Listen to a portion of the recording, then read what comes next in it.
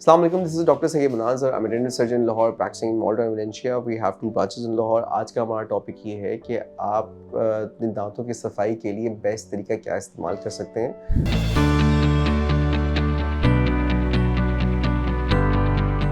अक्सर patients confuse होते हैं और वो समझते हैं कि जितना ज़ोर से हम ब्रश करेंगे, जितना ज़्यादा ब्रश करेंगे, जितनी दफ़ा ब्रश करेंगे उतने दांत हमारे साफ़ हो जाएंगे, और जितना सख्त ब्रश यूज़ करेंगे, हार्ड ब्रश यूज़ करेंगे तो वो भी हमारे दांत साफ़ हो जाएंगे।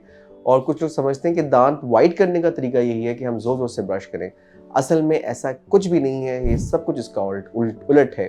जितना ज़्यादा आप ज़ोर से ब्रश करेंगे, जितना ज़्यादा करेंगे और जितनी दफ़ा करेंगे, आपके दांतों में वेयर एंड टेयर होती है, दांत घिसना शुरू हो जाते हैं, और जिनकी वजह से आपके दांत जो हैं वो सेंसिटिव, वीक और पेल येलो हो जाते हैं। तो आपने ब्रश करना है अगर, तो दिन में 2 दफ़ा, और वो भी सॉफ्ट ब्रश यूज़ करें और पेन ग्रिप से होल्ड करना है। आपने इस तरह नहीं होल्ड करना, आपने पेन ग्रिप के साथ होल्ड करके ब्रश करना है ताकि आपके दांतों पे या मसूड़ों पे ज़्यादा जोर ना पड़े।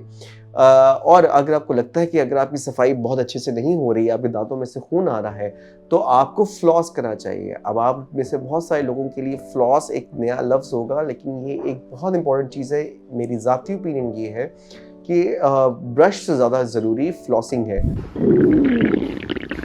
लगता है बाजार के खाने बहुत खाते हो। जी डॉक्टर साहब, मैं ये मेडिसिन प्रिस्क्राइब कर रहा हूँ, वो आप ले लेना। अब कोई भी मसला हो तो मरहम से डॉक्टर की ऑनलाइन कंसल्टेशन बुक करो, क्योंकि डॉक्टर से बात होगी अब घर पर। फ्लॉस में एक धागा होता है जो कि मेडिकेटेड होता है, जो कि आपको इजीली फार्मेसी से मिल जाएगा।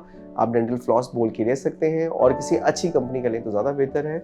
और वो लेके आपने अपने दांतों के दरमियान में उसको फेरना होता है, क्योंकि जब हम ब्रश करते हैं तो आपकी जो फ्रंट और बैक की सरफेस शायद क्लीन हो जाए, लेकिन जो दांतों के दरमियान की जो सरफेसेस हैं वो कभी भी क्लीन नहीं हो सकती। तो फिर जब आप फ्लॉस करेंगे तो आपकी दांतों की हर सरफेस जो है वो प्रॉपर्ली क्लीन हो जाती है।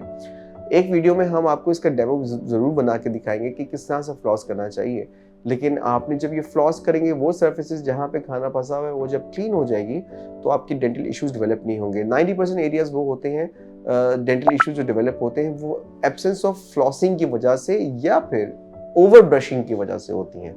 तो आपने ब्रश करें सॉफ्ट और कम, और फ्लॉस जो है वो रेगुलर यूज़ करें।